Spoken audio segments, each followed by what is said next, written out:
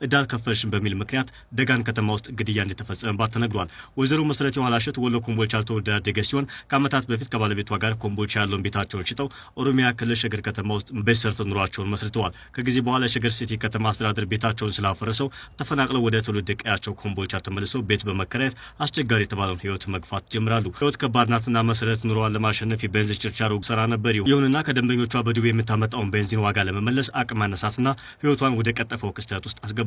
ገንዘቡን በጊዜው መመለስ ባለመቻሏ በገንዘቡ ምትክ ውድ ህይወቷን ለእዳዋ መያዣ ስትል ሰውታለች። ስለ ክስተቱ የዓይን እማኞች ምስክርነት ከኮምቦልቻ ከተማ እንዲህ ብለዋል። ሰኞ መጋቢት 8 ቀን 2017 ዓ.ም በግምት ከጧት 3 ሰዓት አካባቢ በከተማው መሃል አንድ ሴት ስትጮህ ነበር። ከከተማ አስተዳደሩ ህንጻ በር ላይ ሆኜ የሚሆኑን እያየው ነበር ይላል አንድ ዓይን እማኝ። ከሸሻ በር አቅጣጫ የምትመጣ ባጃጅ ውስጥ የታጨቁ ሰዎች አሉ። ሴትዮዋ ከባጃጁ ለመውረድ ትታገላለች፣ ትጮኻለች፣ አስጥሉኝ እያለች የከተማውን ሱት ማጽናለች። ሰው ከቦ ከመመልከት ውጭ ምንም ያደረገው ነገር አልነበረም።